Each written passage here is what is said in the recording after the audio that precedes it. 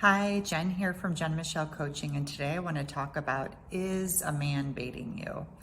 And what I mean by this is he trying to get you to engage in an argument or in fighting or just put his difficult, heavy emotions from the day on you?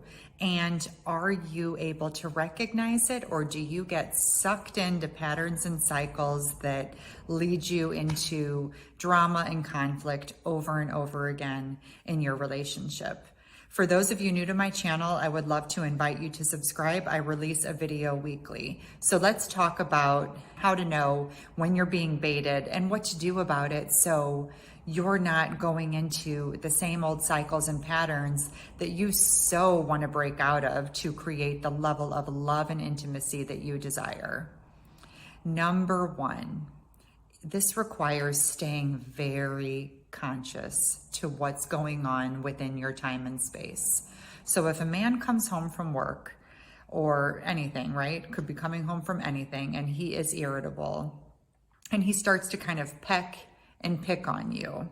Are you conscious and awake to it? Or do you easily get triggered and off to the races you go? And then conflict and old patterns take over, and neither one of you are really in the room, just your more unconscious selves are in the room hammering it out. And so this is the pattern we obviously want to break and avoid. And you can do this by bringing a higher level of consciousness to what the dynamic is and where you are in this time and space. Because at the end of the day, no one can argue or fight by themselves. There always has to be a willing participant.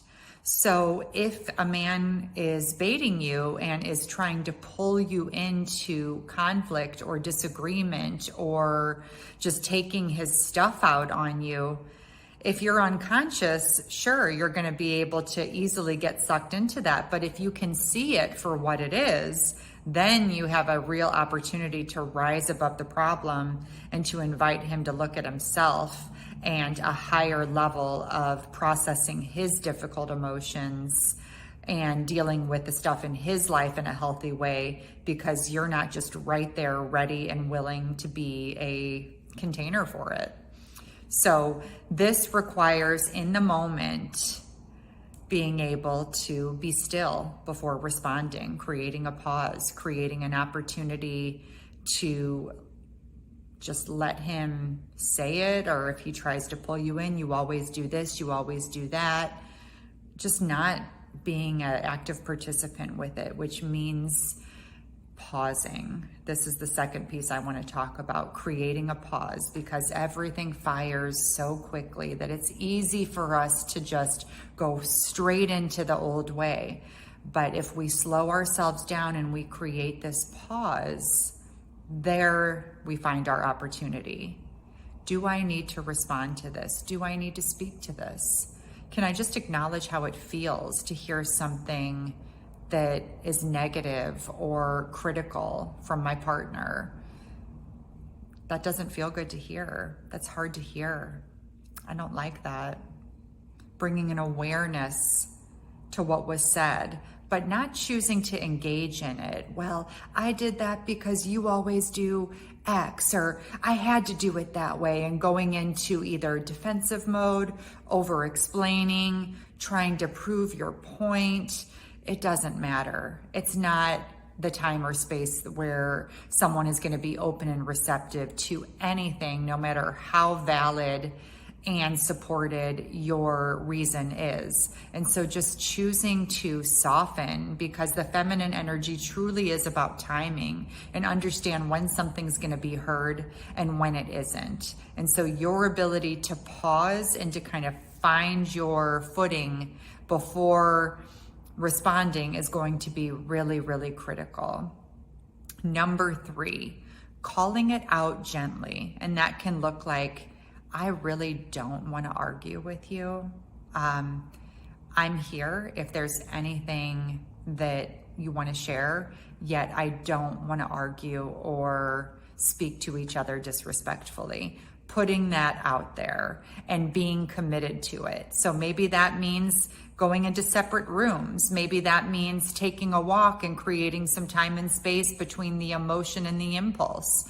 Really being smart about recognizing where you're being pulled into something and really peeling yourself back so you start to build a very new intentional habit.